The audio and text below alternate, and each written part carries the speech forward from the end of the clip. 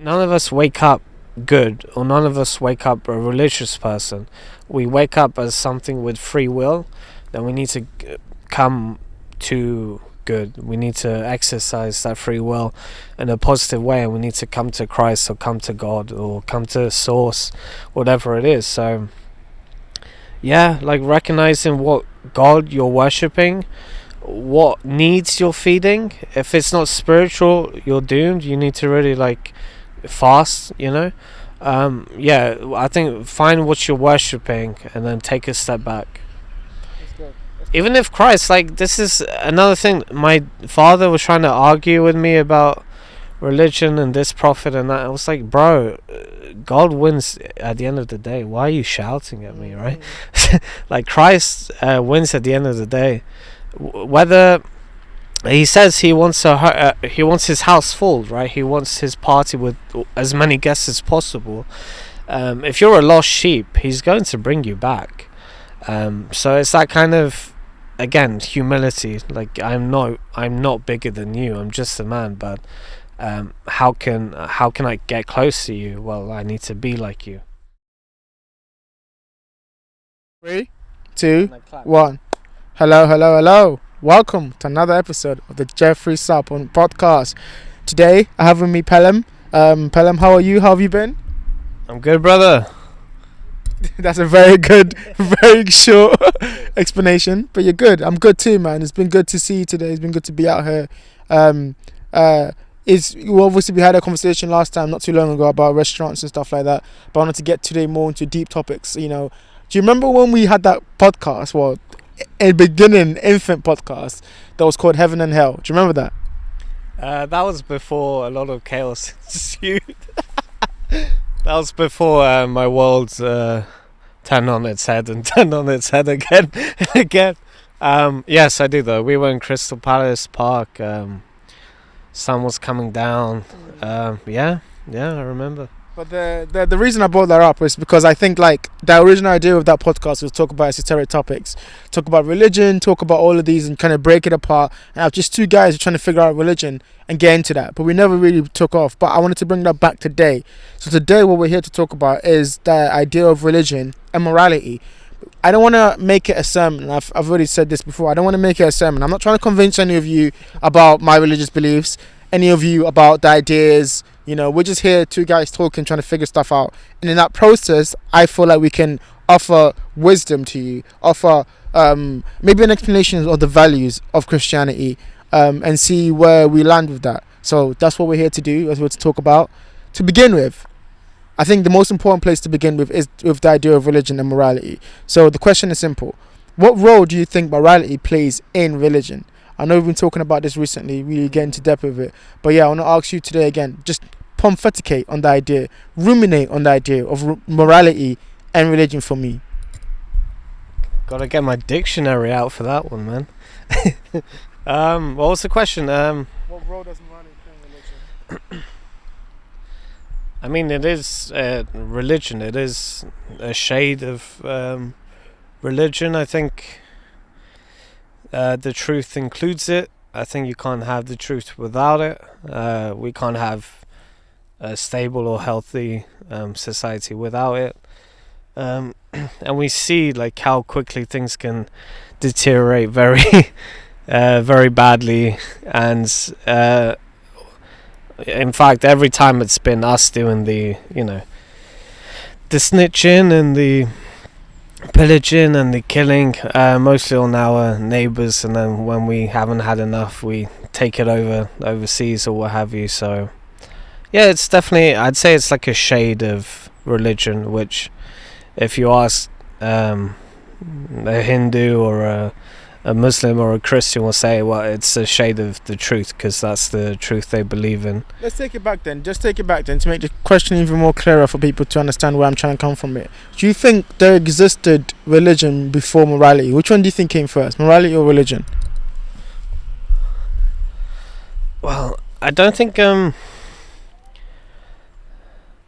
so people say organized religion, right? A religion needs to be organized, but it's not in its nature something that can be organized, right? Because the truth divides people and people divide other people, and people do all sorts of things with the truth, right? Because it's uncomfortable. So I don't think religion comes before, because religion is a practice. It's a belief among groups. You have your traditions, your rites, but that thing where you're a toddler and you see another kid who's playing with your toys, and then for whatever reason you either go over there and like smack them, take your toy back, or you say, hey, like, do you like my toy? Let me show you my other ones. And why that happens, we never know, but we see it all the time, and that sort of thing doesn't go away, that sense of justice and injustice. We then just start to hear other people telling us, oh, this is what's justice, this is what's injustice, and that's where organized religion, which, if you're trying to keep organized, is not a very good idea, comes into play. So it definitely came first, the morality. Otherwise, you wouldn't tell your children or your, the women in society, hey, like, this is how I'm best to protect you, and this is the best way to do things, the best way to go forward. Don't listen to them, listen to me. You need to put forward an argument, not to change people's heads, but to change people's hearts.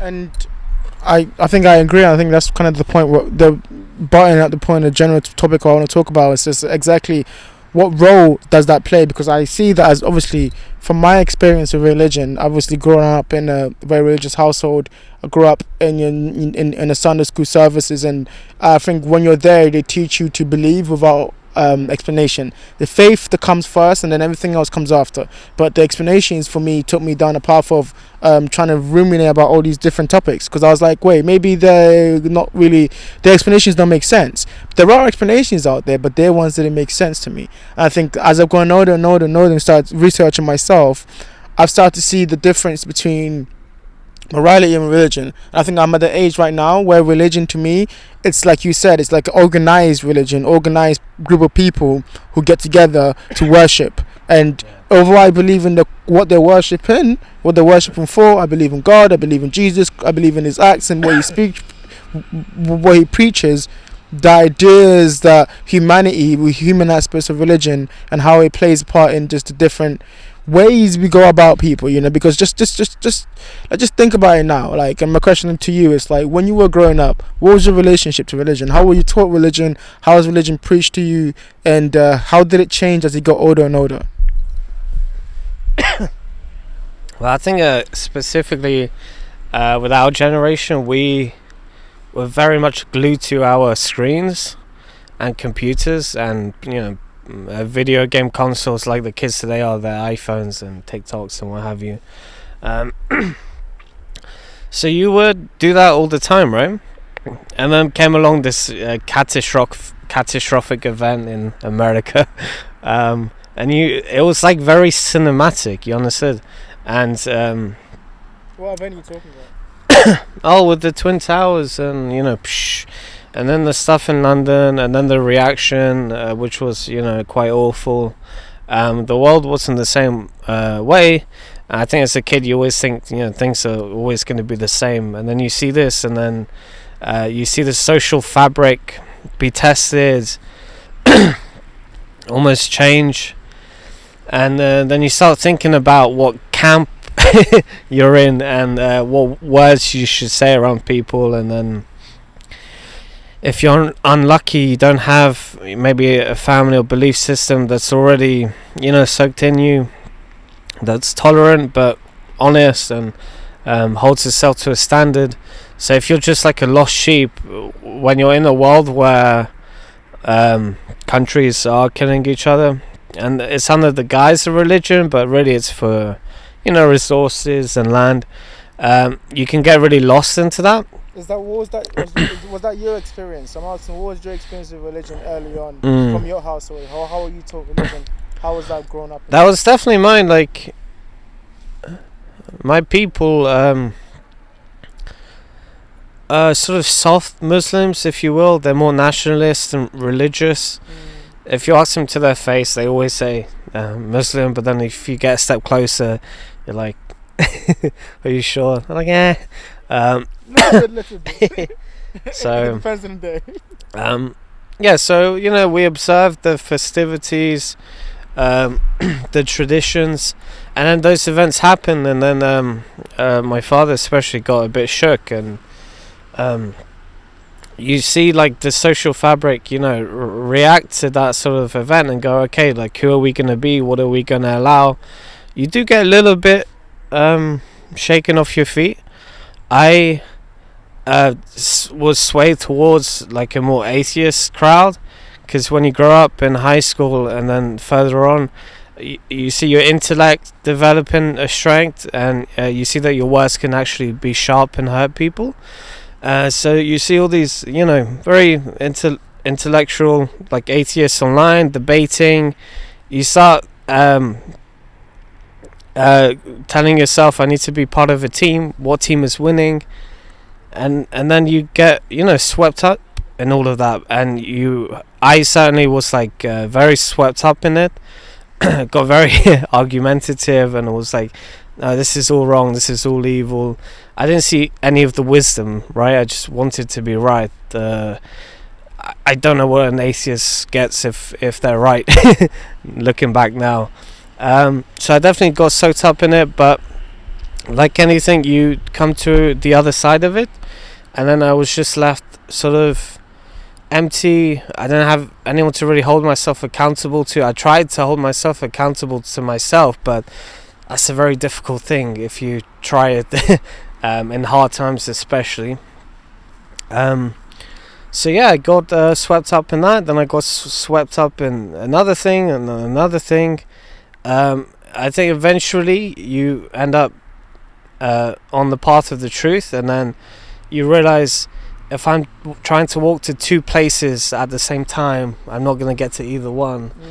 So you have an honest conversation with yourself, and you find all the mistakes you made. You have a look at all the decisions you made, knowing that they were bad. You still did it anyway, how it affected you, because you're getting to a point where you're about to have kids and commit yourself to one woman, and get yourself involved with a work that's probably going to last the rest of your life, and you need to decide where you're going to live. Like, these are very important decisions.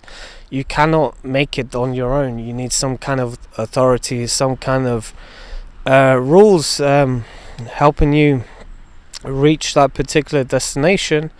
And then you also have problems of anxiety and depression, right? And you realize for most of your life you've been living in the future, you've been thinking about the past, and that's why you're miserable or not fulfilling your potential. So I think religion helps you live in the present, because on earth at least that's the only taste you'll get of paradise or the afterlife, which is being in the present, because the present is eternal.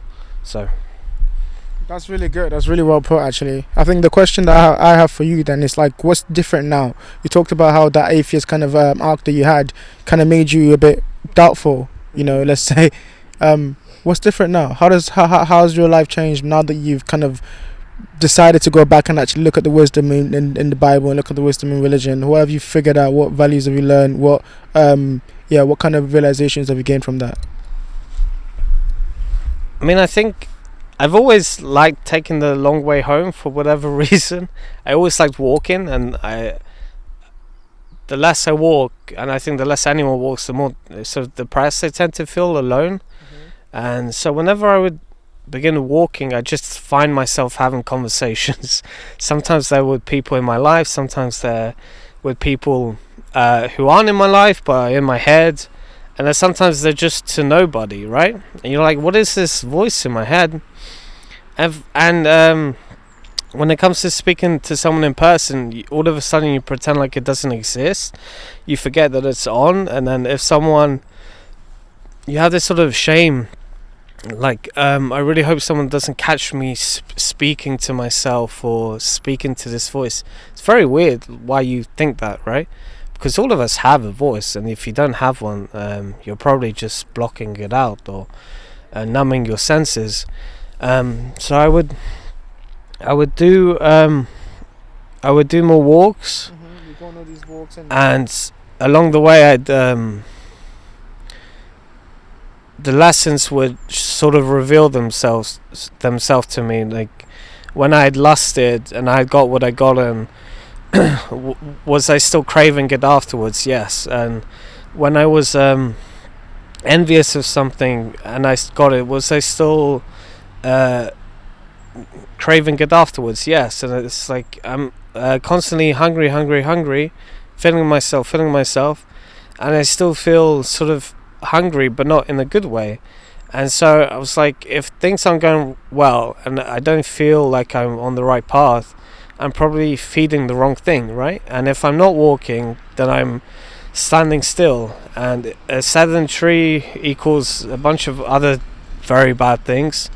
So I realized very painfully I probably don't have the priorities in order, and I'm feeding my very low natural desires and needs, such as like eating, sleeping, just about the intimate stuff, but I'm not feeding my soul. And what's that all gonna be worth for? I don't want to have the same desires and needs and cravings when I'm married to the woman I pick, and we're gonna go through all these tribulations and have kids. Like, you need your ship to be airtight because the storm is coming.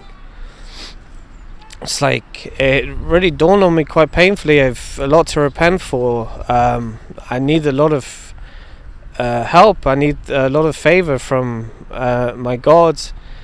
And you start to feel that sort of all at once. Things wash over you generally. This comes like a storm, the tsunami, and it really breaks you down. You see how little you are compared to the source, but he can make you better. He can build you up, and then you also stop asking for things you can't handle, because you realize everything in your life you've asked for, you've actually got. You just forgot to say grateful. You forgot to say thank you, and keep saying thank you, and then not to ask for things that would ruin that thing that you asked for. And I think you just start becoming a man, and the best of men will say to you that I'm just a man, right? That kind of humility, Marcus Aurelius. And it's not because that's like a trick you play to not get your enemies to cut your head off. Yeah, cut your head off, like underestimate you. Stab in your back. It's the truth. It's the truest thing perhaps a man can say. I'm just a man. I need a year of the Lord's favor. What was the journey of figuring out that sentence you said about you're just a man, and humbling yourself, kind of like silencing that rational mind inside of you, which try to figure out everything as if you are the one who can understand the universe, and actually, like, I guess, submitting yourself to a higher purpose. What was that process like, and what did that do to you, like tangibly? Like, what was that like, just going through that experience for you mentally, and just like for your soul, cleaning that out, metaphorically? And then what was that process like to humble yourself before a higher purpose and really figure out what the role of you on this planet is, ordained by God, let's say? I think and not to preach, not to sell, as we mentioned earlier, but I think when you come across Christ in a very desperate way, which is honest, right? You're not trying to bargain or take something from him, and then you start reading about how much respect he's actually given and how much hatred he's given too. You're like, maybe there's something about this guy. Out of all the, let's say, figures in history, he probably has the most aura. I know that's the word people are using. He has like the most aura by far. And then you start reading his teachings, and you learn that he loves you unendingly, unconditionally, in the way that God can love you unconditionally, and he's always walking by your side, and all he commands is that you walk with him, right? You be like him. And then you start asking yourself, like, how can you love me? I don't love me, right? And then you have an honest conversation with, what do you actually love? Who do you actually love? Can you actually say honestly within your heart, do I love this person? Do I love this family? Or am I just spewing this with my lips, but in my heart it's contradictory? And these are very tough questions, right? You need at least 3 hours in the shower to get the answer to one of them. And then you realize, I've been so preoccupied with pointing out others' flaws, or pointing out others' riches, pointing out others' morality. It's always been, complaining to myself about me and about others. But you find yourself in this lowly position, nothing's working, and you come to God with some humility, and you realize how much you've actually sinned, how much you have to repent for. And then when you start repenting, you realize it's a very, very, very long road. I think all of us could start today repenting for things they've done wrong, things they shouldn't have done, and it won't. That particular session you would have to break up in years and weeks. Can I go off that when you get a minute? Yeah, sure. Yeah, I just wanted to, because first of all, like I really don't want it to be a preaching thing, because I know that like once you start preaching, it goes over people's heads. Like it will go over mine when I was a kid. Like it was just like, oh, okay, come on, man. Like what are we talking about? What are we doing? Like there's no point you trying to tell me about how much God loves me, even if it's true, because like at the end of the day, like I'm not seeing that. I'm not in that position. But what I did want to focus on when you talked about the aspect of feeling like you have to repent, and then we spoke about this, I believe that one of the things religion gets wrong, and I know maybe who am I to say what religion gets wrong, but like one of the things I believe religion falls short in is the idea that people are broken until they come to Christ. The idea of original sin. And I get the reasoning for that. I get the ideas for that. I get the way that it will bring you to Christ, and then through that maybe, all's well that ends well. If that brings you to Christ, then you actually become a better person. But I think that also pushes people away, because it gives the struggle internally about what people are going through in life, right? Because obviously we're all sinful, and it's not that even the idea of sin, which is obviously mistranslated, just about missing the target, right? The idea of sin, and then balance that with human nature, as we're beginning to understand about like psychology, and then how your internal reasoning, and you learn about Jung, and you understand, oh, these things are part of you. They're part of you, and they're supposed to be dealt with. But the religion presents it as sins in you, the devil is in you, and you have to take it out. Essentially, that long-winded soliloquy is to ask the question: what do you think the role of sin, or what do you think the role of evil in people, not to brought down to the wider terms of everyone, but just in people specifically? How does that play in people? How does that manifest in people? Do you think that's a good thing or a bad thing? I mean, to say whether it's good or bad, I'm not in a position, I think, but I can't deny. Very political answer. No.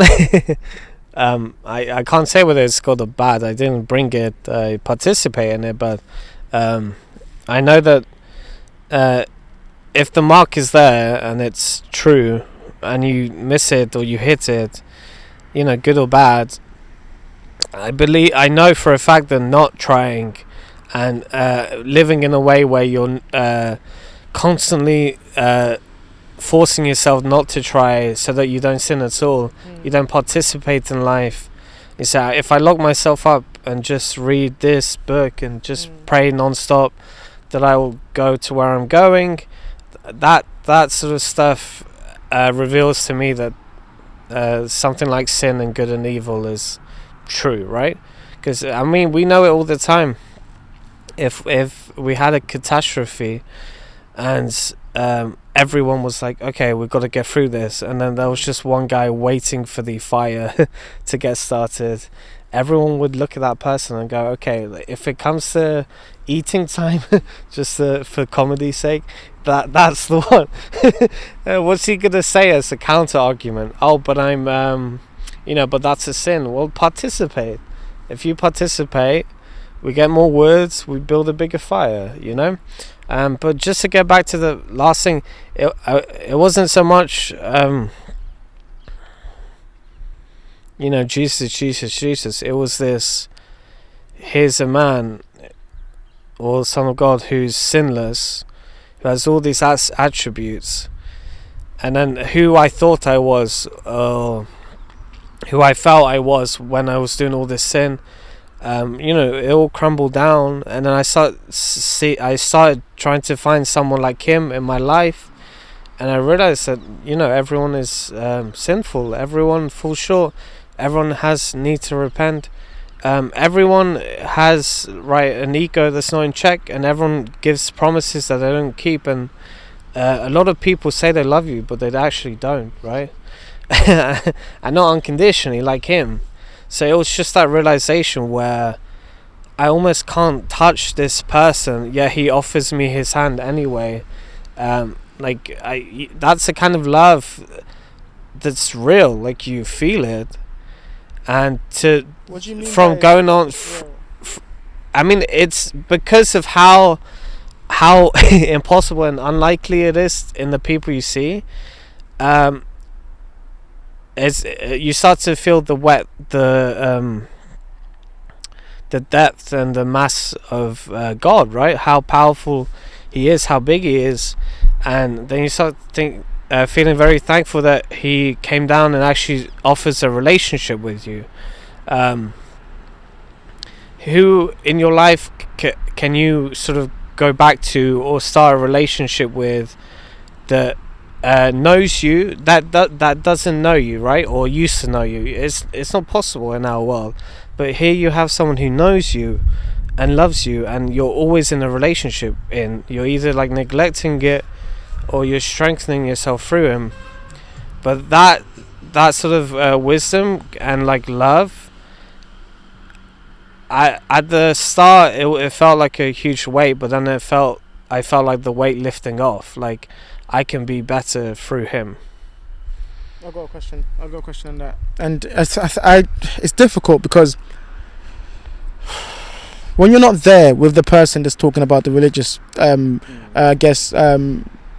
transformative religious experiences that they're going through, right? It's difficult to really be there, because to me, you're speaking about Jesus, you're speaking about all these things, and because I can't relate to that level of love or the level of, you know, that connection that you have with him, it sounds like it doesn't make sense.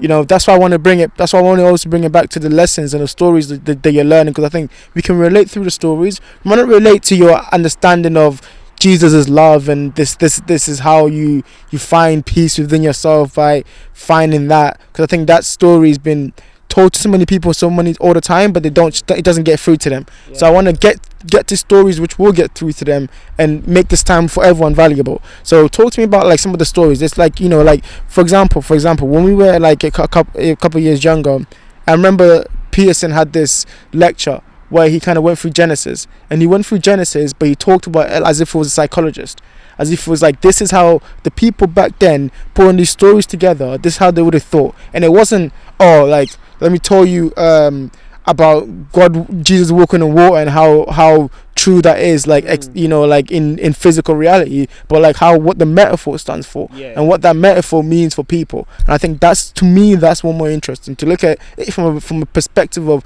these are human beings who wrote these stories down, you know, whether they saw it in themselves or what they thought about themselves, but it meant something to them, was valuable to them in some way.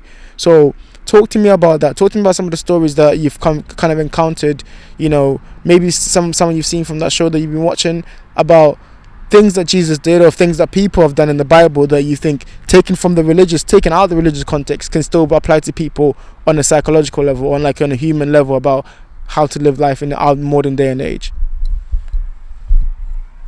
I think mostly it's about being present and following something better, and looking in your own life and in others' lives what's actually important, you know. I'm going to give an example as you go along. Yeah, because his followers were of a very different breed, right? Complexity. You had one tax man, you had a fisherman, You had people who made wine. You had his mother was involved, his siblings, cousins. You had Roman centurions. You had a wide array of people, right?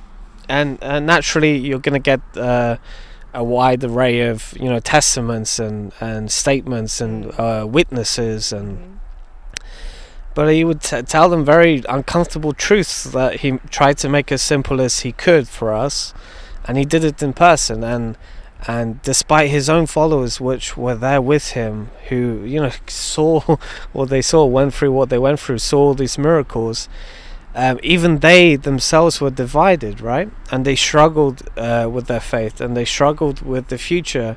And yet he told them constantly, just follow me. Like, why have so little faith? Just keep following me, watch and learn. So how can that relate to us today? Well, it can relate to us today because it puts everyone on a sort of level playing field. Like, no, you don't get to do this to me or with me. No, I don't have to. You're not going to muzzle my words because I need to tell you the truth. If there's someone in your life that knows the truth about a particular thing or in reference to you, you cannot be so proud or committing any one of the deadly sins that you don't want to listen to this person, right? You strike them down before they get the truth out of their lips.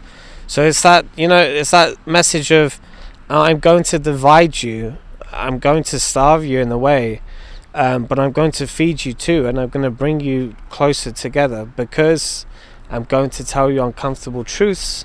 All you need to do is hear my voice and try and follow me and be like me.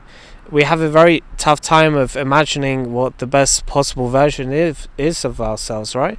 And a lot is influenced by your childhood, your parents, like the psychology, and there's some complexes you grow up with, and then you don't even know why it ails your life, why it ails your relationships. But then you have this person who knows what you're going through, knows what you want to ask before you ask it, and yet gives you everything you need, right?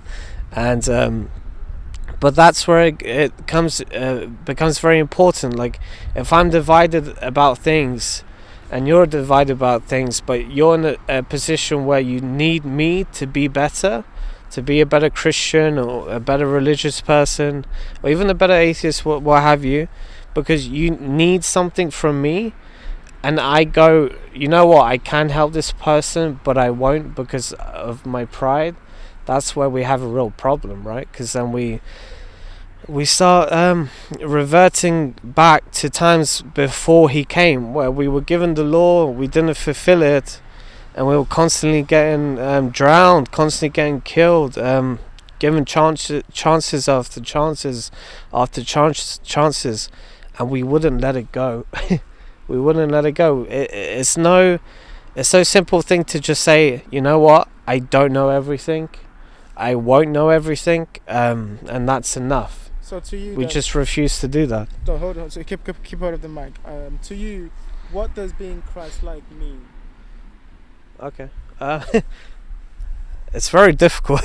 Well, picking up your cross, right, and I guess in a psychological sense, the most you can possibly bear that makes you feel like you're not wasting your time. You still have doubt, but you find yourself having meaning and taking up as much responsibility as you can for the people you grew up with, the people you will grow up with, the wife and the family you grew up with. Keeping your word, right? So yes means yes, no means no. It's all things we know and then we dismiss because yes, the preaching is terrible. This is why I don't like it probably more than you, because when I walk past parts and busy centers and there's someone yapping about Christ or yapping about Muhammad or this person, they're just shouting things that they were shouting last week. If you were to listen to Christ, the crowd would be silent, right? Because he has this authority. He's actually speaking the truth. and yet these people you find just repeat the same thing. You can't bring in the gullible. Like, lost sheep, good, but you can't bring in the ignorant. You can't bring in the gullible, the people that are just joining because they're lonely, and then you tell yourself, yes, I've like brought someone to you, Christ. No, it's like, put away your pride. Is this actually a good thing that this person has joined, like for honest reasons, or do you need to put some things to the side and then actually get to know this person and bring him closer to Christ, as opposed to like you taking him to Christ with you to sort of say, hey God, like, look what I did for you. Because we know that God tells us, hey, it doesn't matter what you did, I'm not going to reward you because of that.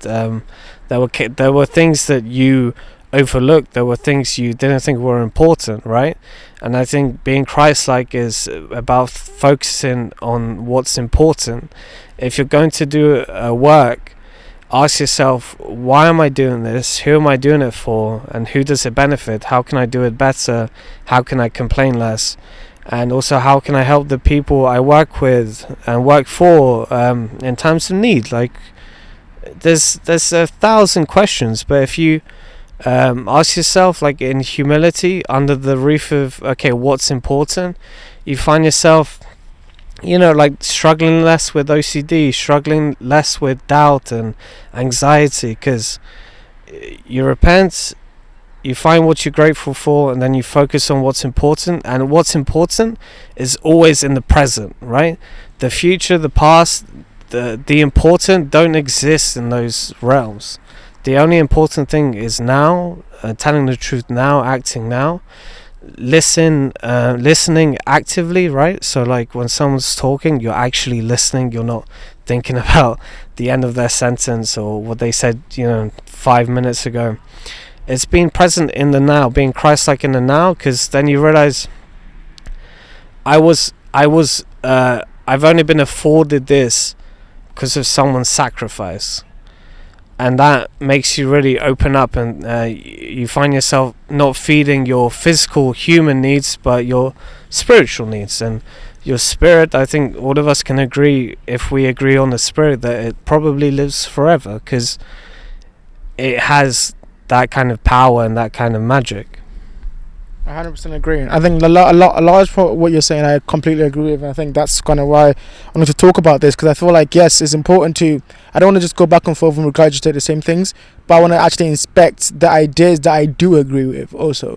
You can also disagree with stuff you disagree with, but I think inspecting the ideas you do agree with and just refining it better and better is a mark of someone who's actually thinking, is actually aware. And I think that's so important for religious people, because there is a world where we lose out of touch of our religious beliefs because we try to play the game of, like you were saying, looking good instead of actually doing good. Everyone just wants to look good, and that's a very, very easy thing, because with people, you talk about psychology. People's psychology is to appear good.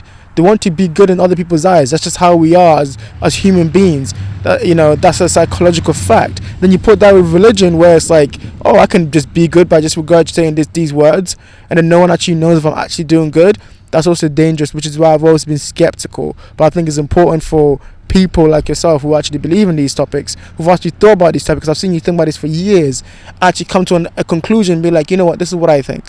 And on that topic, actually, one thing I wanted to ask you was about what do you think is the relationship between faith and reason? In this day and age, I think most people lack faith because of their reason. They can't reason out all the stuff that we've been taught, all the stuff in the Bible, or the ideas, or the stories, or the myths. They can't really reason that out, and then they struggle with that for a long time. So, has that been your experience? And also, what do you think is the relationship between faith and reason in our modern era? Yeah, I think if you're not careful, which all of us aren't for a long time in our lives, it takes people, longer than others. If you're not careful, I think one can, bump into the other. And I don't think faith and reason are meant to be things that bump into each other. Because they're... Well, I can't tell you what faith is. That's such a huge question. But reason, I think we all know what it is, right? It's like a train tracks, and We decide where the destination is because of our desires, and we just go like full speed because our thoughts, they happen instantaneously. That's so true. But yeah, like moments in my life where I've had bliss. Maybe you're hugging someone you love, or you're looking at a sunset with someone you hold dear, or you're just listening to some birds sing. You're walking early in the morning, or you've just taken some time off, you've gone to the ocean, whatever it is, moments of bliss. You find yourself, your brain isn't working, right? It's like almost taking a second with you, and then the thought comes, what a beautiful day, or my God, I love this person, or I want this to never end. So, and in that moment, you're like, oh, my reason can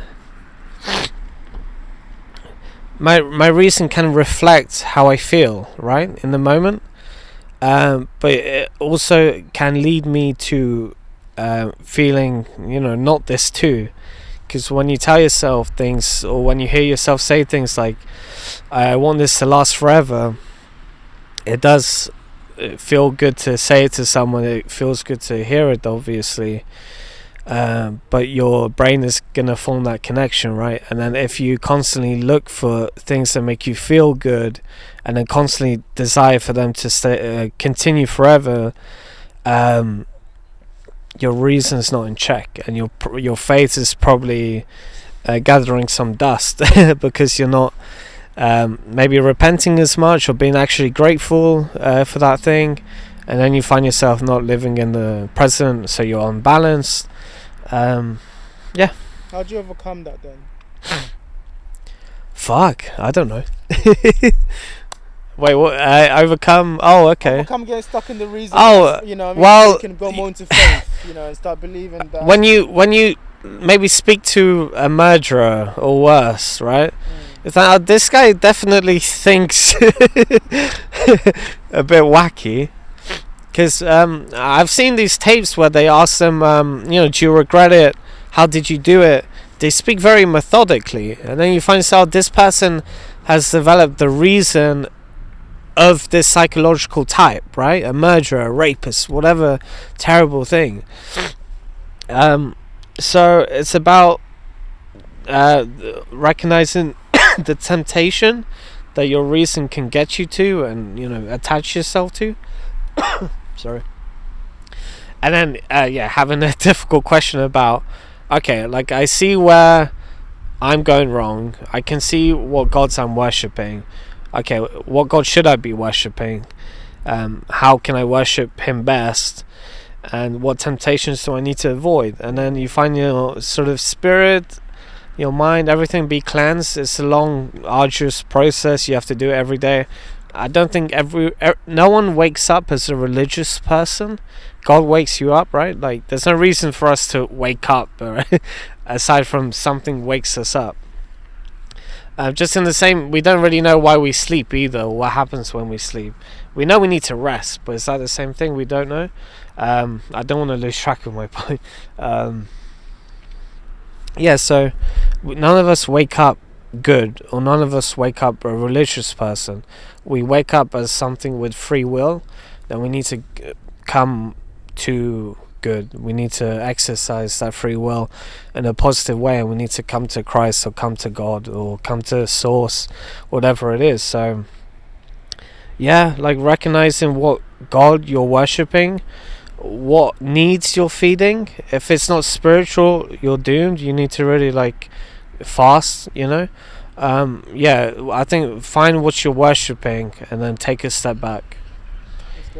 Even if Christ, like, this is another thing, my father was trying to argue with me about religion and this prophet and that. I was like, bro, God wins at the end of the day. Why are you shouting at me, right?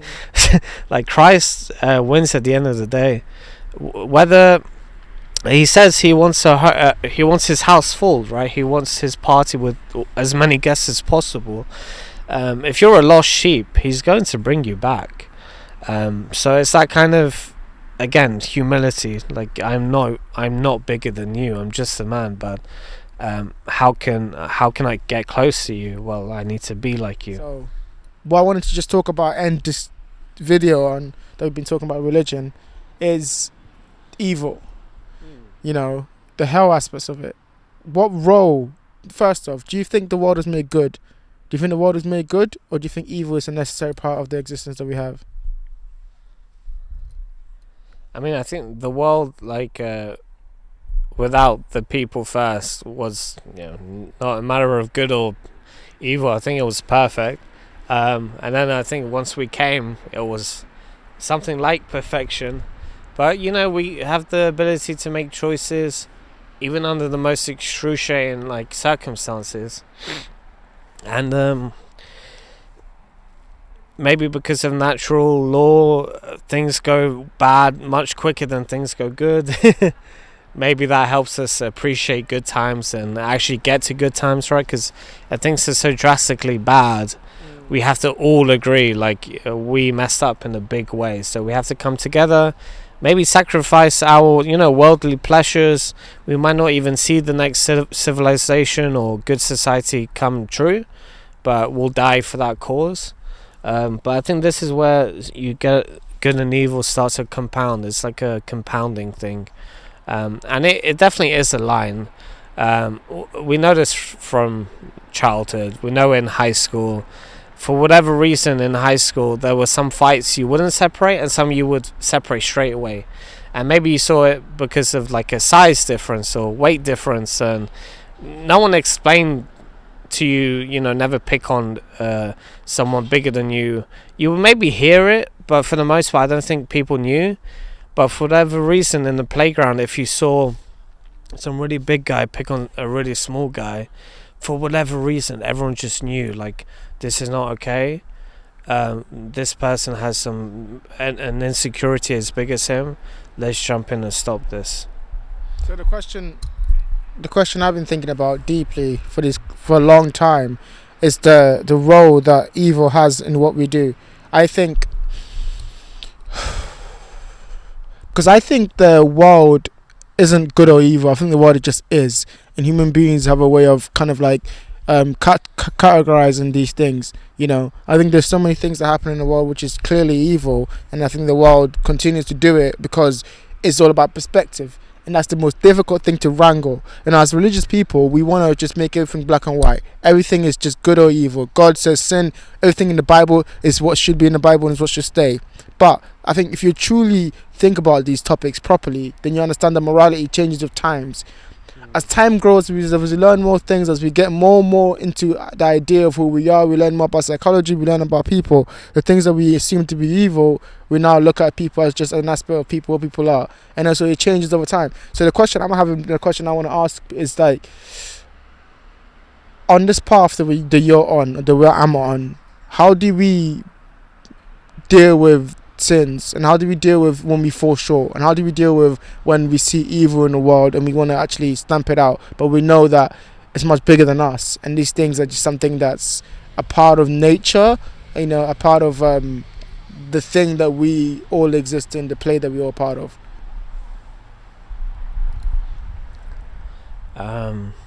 It depends, right? Like all things. I think when natural disaster hits, no one asks why. You ask why when you're mourning for the people you're burying, let's say. And you say, why God? Why us? Why now? Why my child? Why my father? Why my brother? But in the moment, you don't say why, right? Because you're like, okay, we need to get grandma. We need to get the kids.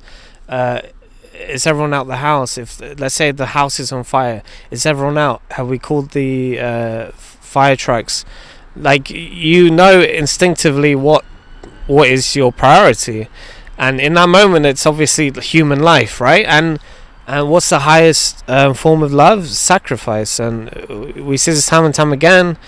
Who would sign up to be a fireman? It's such a crazy thing. You're literally walking into the flames of hell, but we know why. And we know why when those bells ring, why all of us get out of the way and we risk, you know, our own safety sometimes, because that's something so important. Human life is not something you can measure against something else. It's given to us. So yeah, in times like that, extreme times where it's a matter of life and death, we know what to do. But it's about, is the fire like man-made or is it natural? A lot of times we came to these terrible things because we should have said no when we should have said it, and now it's too late. Or we should have said yes to things when we should have said it, and we knew better, but we didn't. But in most cases, it's that, right? It's putting our pride before our faith. It's putting our wants before our needs. It's like, I want to have 10 children, or I want to have another wife. But it's like, okay, but what does God want? And then you find yourself facing that question, like, because of your free will, I have the ability to live a lie, pretend I can be God, because like the world is crazy. We have a man in America that can press a button, blow the whole thing up now. Not just America. Of course, yes. In like but in the most fantastical way. It's Americans do fireworks the best. But so yeah, in this life you're faced with that question: am I going to be like God and follow his steps that he showed me? He gave me the ability to connect, have a relationship with him. Or am I going to be God, which is a lie? But we see where lies get us, right? They get us into these camps, they get us into these homes that burn. It's really terrible. What kind of realizations, or what have you learned about what is something you've kind of come to terms with in order for you to understand what you understand about religion? What's something about you, what's something about your existence that you come to terms with? Are they trying to get in the video? You're trying to get in the video, come talk about religion. I feel like John's what yeah, what's something you've come to terms with about yourself for you to actually embrace this religious journey that you're on? I can't do it alone. I shouldn't do it alone. Because I think, like you just said earlier, no matter how good your life is, it will never be as good as when you can share it with someone else. And ultimately, that's what all of us want. We don't want to die alone, even if we do. So yeah, it's that reality of, no matter how good your life is, it's best to share it. And are you going to argue that it's better to share it with God or without, or with a wife or without, or with a brotherhood or without a brotherhood? Always best to share as much good as possible with other people, right? If you're in a feast, 100 people are sat down. If you're given a plate for the food, and you take half and you give the person to your left the other half, everyone has a full plate at the end. This is how it works, right? You take you take what you need, and then you give what you may have wanted to someone else, and the other person does the same, and then you find yourself having what you want and what you need in perfect harmony. I think, to answer the question myself, I feel like I need to get over my reasoning. I need to get over my understanding of because I think my mind tries to figure stuff out when the world doesn't make sense, and especially religion. It's become a thing where I want to inspect the scriptures for the wisdom that the scriptures have, but in order to do that, I kind of need to understand the scriptures, which is very difficult, because how do you understand something that's written thousands of years ago by people that you don't know and you can't meet, and it's like I'm trying to have the relationship with God with myself. And I think that's maybe the new age of religion. I think to move it away from this crazy amount of people worshipping this one person, that's standing there preaching to thousands of people, and making it about yourself within you. Like, I think there's a scripture where it talks about pray within your own house, not outside your house, banging on the thick chest about how amazing you are. Pray within your own house, because that's where I'll hear you, in your bedroom by yourself. That's where I think we need to take religion back to. That's where we need to start actually finding the truths, because I think the world needs that. I think we're in the state of society that we have right now, and I don't want to make moralistic judgments in the world, because I'm also a person who sins. But I think the world right now is lacking love, is lacking a lot of the traits which got it here. I think some of those traits are love, are believing something higher than themselves, believing in a goal. We're kind of making it all about capitalism and achievement, when there is a human aspect to it, there's a spiritual aspect to it which we lack. I think we're all searching for that spirituality, which I think if we choose to allow ourselves to find that, will be much better from the world. So I think Actually, the question I had for you is that how do you see this playing out? If you had to look at if you had to look at 50 years, how do you see religious people playing out? How do you see the religious battle that's currently going on for the soul of the world? How do you see it playing out? Who wins, my friend? There was a picture online. It was like I guess a reimagining of the Crusades, and it was like a soldier with like the English shield, and a soldier with the Islamic shield, and they're looking at each other, and then there's like this dragon overhead, and it's like yo, we need to do this together because we're screwed. We're always in a revolution, always, right? Revolutions become something tangible, something we can touch as another revolution is happening. But this one is obviously the most important in our lives, perhaps in the history of mankind. And people say, oh, like, don't that's the thing, but the people discussing before the Crusades would have said the same thing. Lo and behold, they travelled many countries and then did what they did. We are in the most important time ever, because we are now, right? And now is eternal, and we cannot deviate from God's law, but we also have to stop treating it as a product, as something you can sell or sell a subscription to. These massive churches are way too weird. The best church you have is your own body, right? The soul, the body that keeps your soul. This is the church you need to, feed your soul in, and then you can be a light unto others. And then once you meet a brotherhood, a sisterhood, and you no longer look at people in a lustful way, you see their soul, you see the energy you can connect each other with, then you go to church, then you go to your workplace and put things in order. The world definitely needs to be put in order. We've we've tried to worship God as we've worshipped money too. And the social fabric, the issues we're experiencing now, the amounts of division we have in our own hearts, in our own homes, and it's infinitely worse online. This is not normal. This is not natural. It's certainly not good for us. So, just as much division, but it needs to be in a Holy Spirit, and it needs to come out of truth, not because we're believing in lies that I should hate you or judge you or take from you or bomb you. This is all bullshit. This is all lies.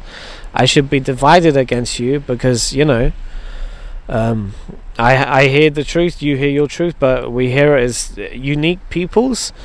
But hey, like, if God were to be sat in between us now, he'd say, love this person. It doesn't matter how divided you are, what they've done to you, forgive them, love them. Because it takes away the power of sin. You understand? It takes away the power from the fucker with the horns. Like, we need to take power away from these people. Realize it's in you by embracing the moment now, because you only have now. This is all you'll ever need and want. Take back your own power, your individuality, and just serve God. That sounds beautifully put, and I'm actually really happy for you. I think like the journey that you're on is going to be a transformative one, not just for you but for everyone around you, because you're finding yourself closer to God, which means that you'll have to burn all the parts of you that you think are weak and actually rebirth yourself. That's the only killing you should do. Kill your old self, and then become the new version of you, which will spread love and spread all this good and joy and all these wisdom that I think that you're accumulating yourself. So I think I'm happy for that to happen for you. And I think it'll be a very interesting journey to be here. I'm always here for these conversations because I think that's the best part about any journey that your friend goes on. You get to see them on that journey, but also you get to ask them questions that you've always had about that journey yourself. Let's to wrap this up because I know it's getting dark. I don't know how much you guys can see, but but yeah. To wrap this up, what is a message you would say to your future self. You're going on this journey, and you know that you're going to go through trials and tribulations. You're going to go through doubts. You're going to go through people and come to you. You know how they say the devil always preys on the soldier that they know is about to do something. You know, what is the message that you say to yourself as you go on this journey yourself? In 5 years. 5 years time. Or even now, you know, for the next 5 years, what's something you should keep on in mind and remember about this path you're on and how important it is? I'd say that I'm glad you let go of the life you wanted, the life you were desperate for, the life you were trying to save, to keep, no matter who you neglected, no matter how starved you were spiritually, and you gave it up for the life that God intended for you, because God doesn't give you things that you can't handle without getting better. Like, God gives you things so that He doesn't see you crumble. He sees you prosper. So I'm glad you stopped asking for things without paying attention to what's important, building the relationships you've built and friendships and your career on everything on stone, on rock, on truth, and that your life is much simpler. You can see the beauty in it, and you no longer shy away from the dark because you don't have as much fear.